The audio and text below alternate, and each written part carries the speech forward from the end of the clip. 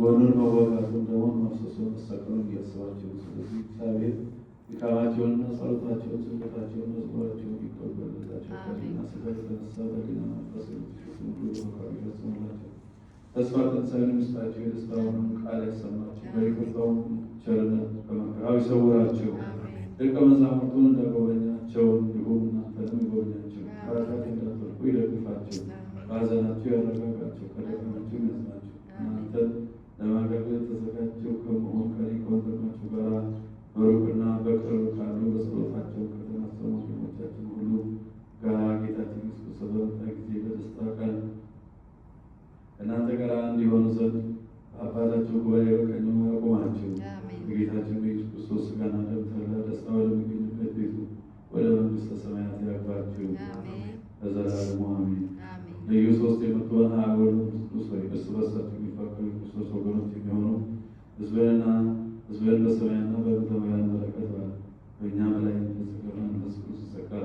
ቤተክርስቲያን በደጆች በሃይማኖት በምሕረትና በሃይማኖት እንዲከፈቱ አድርግልን። እስከ መጨረሻ የተወቀጠ ድረስ ልዩ ሦስትን ማመንን ፈጽሞ ጌታ ክርስቶስ ሆይ የታመሙትን አድናቸው። ወደ መንገድ የሄዱትን እንግዶች የሆኑትን አባቶቻችን ወንድሞቻችን መርተው በሰላምና በጤና ወደ ቤታቸው መልሳቸው።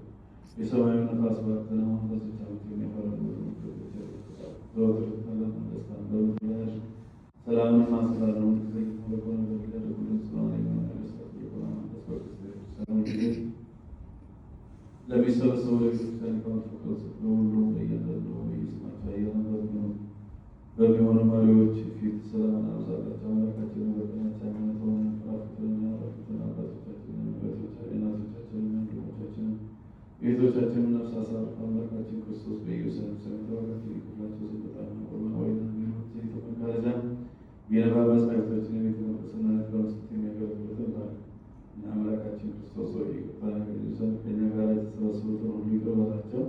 በሚያስፈራና በሚያስደንቅ በመንበር ፊት መስዋዕት ያመጡትን በተቀበላቸው ነፍስ በሰረት